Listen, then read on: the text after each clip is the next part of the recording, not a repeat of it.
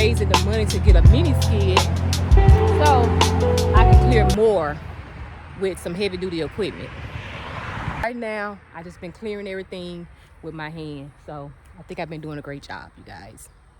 So let's get to it and see what we can do today.